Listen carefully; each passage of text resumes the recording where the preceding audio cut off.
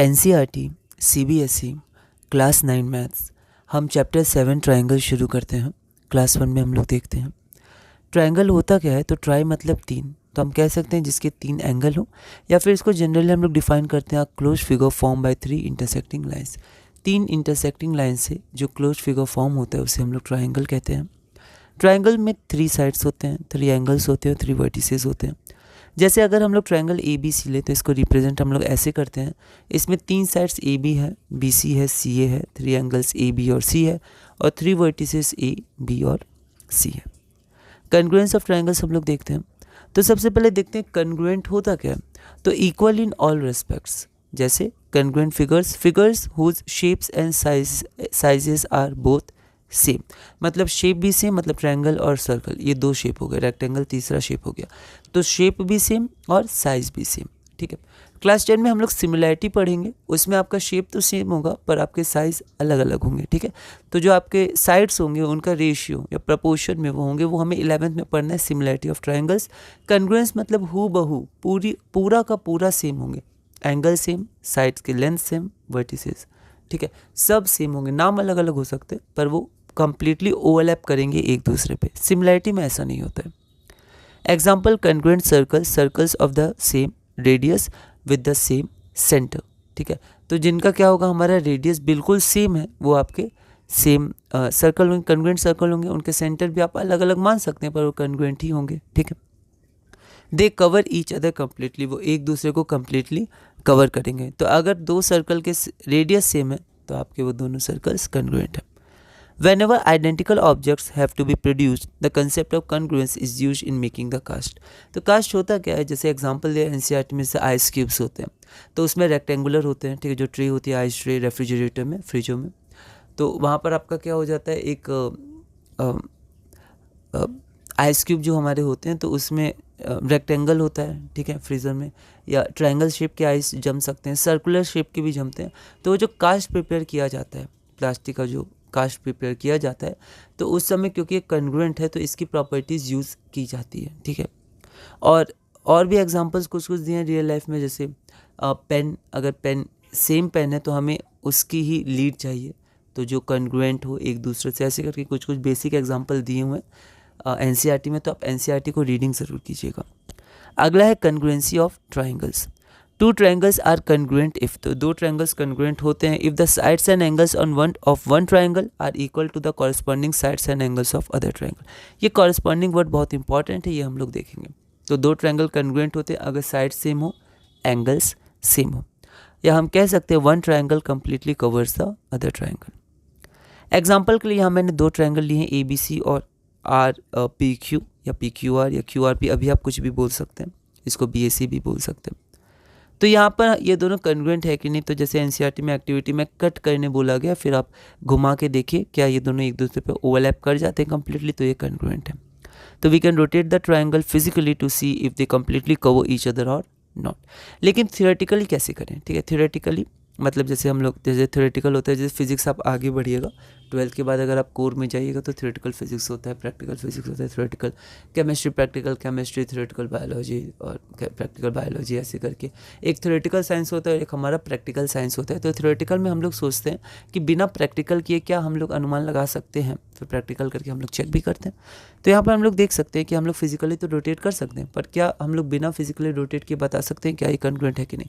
Physically अगर ये completely overlap कर गए तो आइडेंटिकल है, तो वो दोनों क्या हो जाएंगे, कन्ग्रुएंट हो जाएंगे। पर हम लोग थियोरेटिकली सीखेंगे, क्योंकि आगे जो हम लोग को पढ़ना है वो थियोरेटिकल पढ़ना है, और मैथ्स बेसिकली एक थियोरेटिकल साइंस होता है, या वो थियोरेटिकल होता है बहुत ज़्यादा, प्रैक्टिकल एप्लीकेशंस भी उसके होते हैं बिल्कुल, लेकिन जो मेजॉरिटी आपका मैथ्स होता है वो आपको थियोरेटिकल सोचना पड़ता है, थ्योरम्स वगैरह प्रूव करने पड़ते हैं, और फिर हम लोग आगे ही बढ़ते हैं, ठीक है। तो ये जो प्रैक्टिकल मैथमेटिक्स, थ्योरेटिकल मैथमेटिक्स, ये सब का जो डिवीजन है वो अच्छे से आप सीखिएगा जब आप मैथ्स को कोर में लीजिएगा 12th के बाद और हायर स्टडीज़ में करिएगा। फिर प्रैक्टिकल मैथमेटिक्स क्या होता है, थ्योरेटिकल क्या होता है, वो आप सीखिएगा।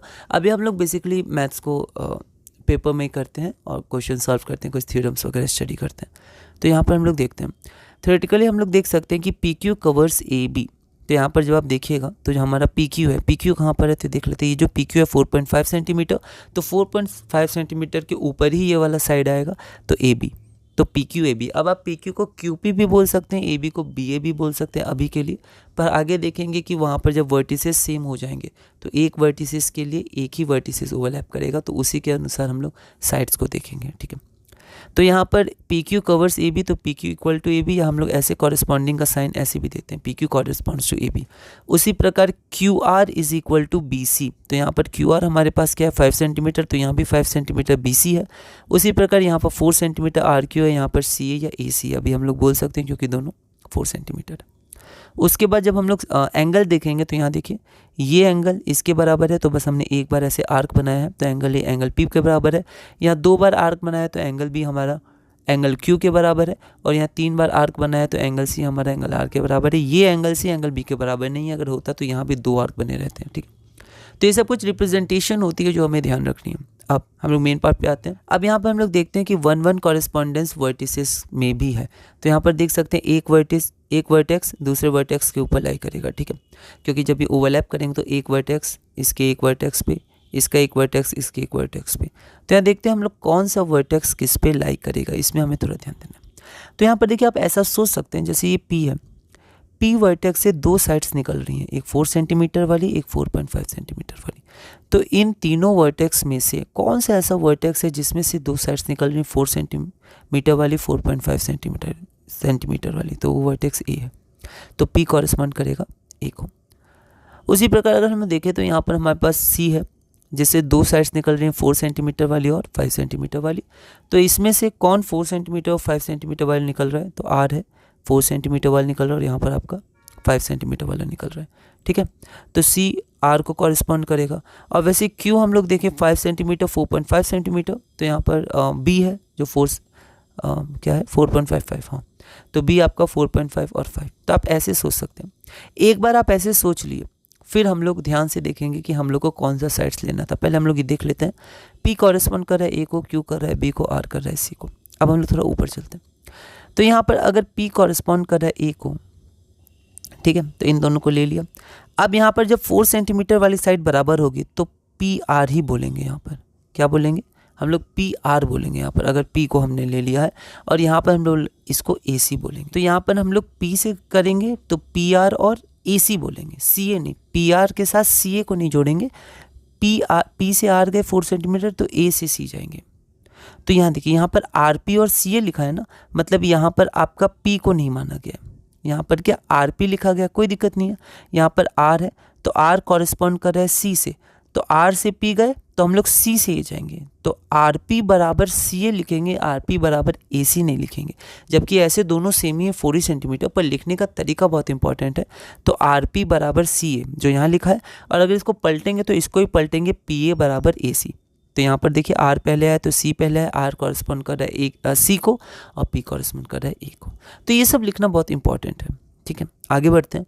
Under this correspondence triangle P Q R is congruent, है ना, कॉन्ग्रुएंट का साइन होता है। P Q R is congruent to triangle A B C.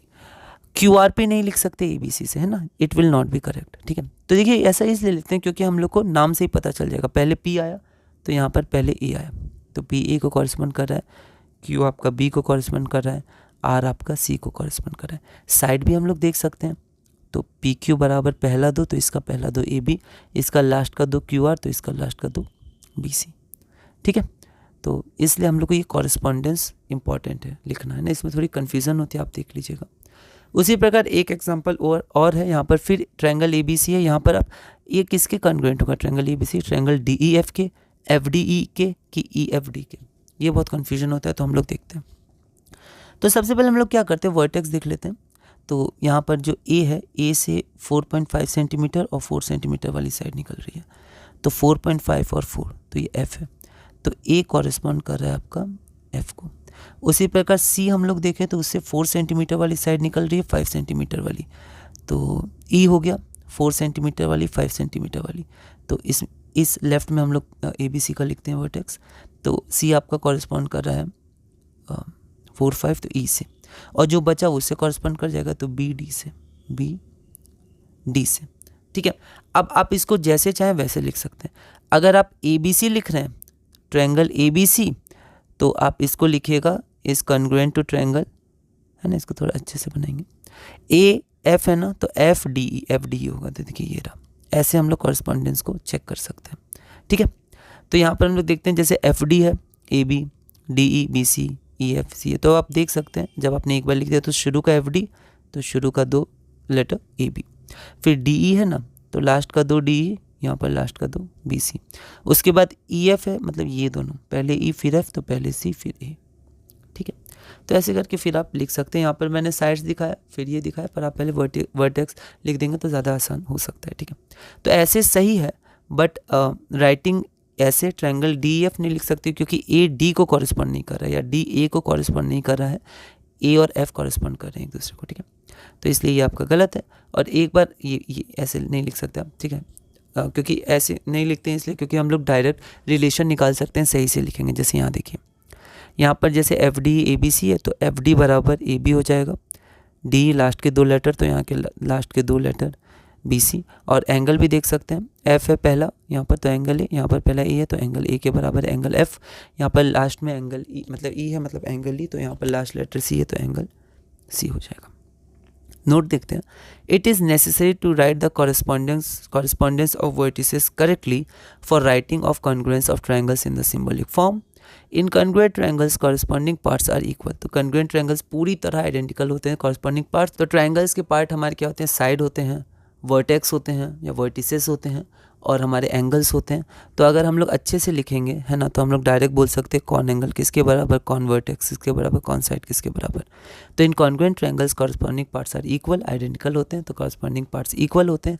And we write in short CPCT, corresponding parts of congruent triangles. ये हम लोग आगे देखेंगे CPCT का यूज़ कैसे करते हैं। तो हम लोग कॉन्ग्रुएंट प्रूव कर देंगे तो फिर CPCT से हम लोग बाकी आइडेंटिकल पार्ट्स को भी निकाल सकते हैं, अगर हम लोग ने सही तरीके से लिखा है नाम। तो ये हमारी क्लास 1 पूरी हुई। अगली वीडियो में हम लोग क्लास 2 देखेंगे, जिसमें हम लोग स्टडी करेंगे criteria of congruence of triangles. कुछ क्राइटेरिया हैं तो हम लोग उसको देखेंगे। तो इस वीडियो में हमने क्लास नंबर 1 कंप्लीट किया, अपना ट्रायंगल्स, कॉन्ग्रुएंस ऑफ ट्रायंगल्स जो हम लोग पढ़ रहे हैं। अगली वीडियो में क्लास नंबर 2 कंटिन्यू करेंगे और धीरे धीरे अपने CBSE NCERT class 9 maths chapter number 7 triangles में आगे बढ़ेंगे।